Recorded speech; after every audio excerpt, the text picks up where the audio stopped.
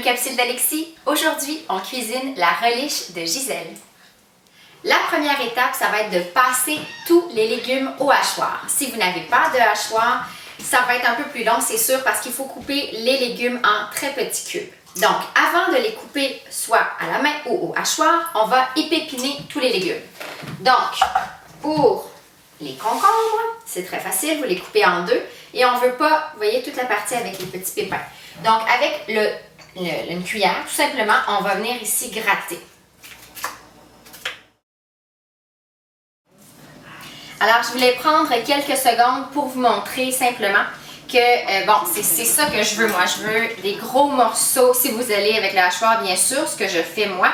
Donc, des gros morceaux et la pelure. On veut la pelure. Donc, même chose pour les poivrons. Bon, les concombres se sauvent. Et les oignons, qu'on coupe en 4 ou en 2. De toute façon, ça s'en va dans le hachoir.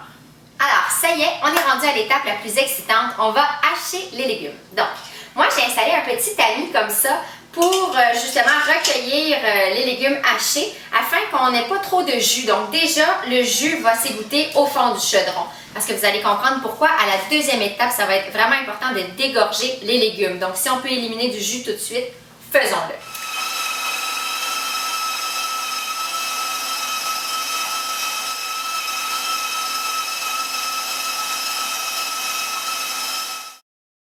Alors maintenant, on va ajouter une tasse de gros sel pour vraiment faire dégorger les légumes.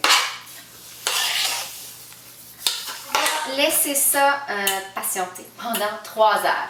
Donc après 3 heures, on rince le tout. Je vous retrouve dans un instant. Alors ça fait maintenant 3 heures qu'on patiente pour que les légumes soient bien dégorgés. Ça y est, maintenant il faut bien sûr rincer à l'eau froide notre préparation.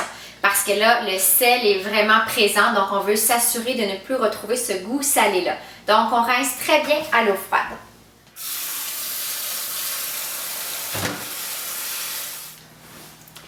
Alors, pour toutes les marinades, on prépare un petit baluchon avec des épices à marinade. Donc moi, je le prépare dans un coton à fromage qu'on appelle aussi étamine. Donc, on met nos épices à marinade et on va tout simplement refermer le petit baluchon avec une corde. Alors, je vous laisse préparer votre petit baluchon et on se retrouve tout de suite après. Maintenant, on va faire bouillir le sucre et le vinaigre. Alors, on dépose le baluchon dans notre préparation de légumes. On va également verser notre vinaigre qui est chaud. Le sucre s'est complètement dissous. Voilà.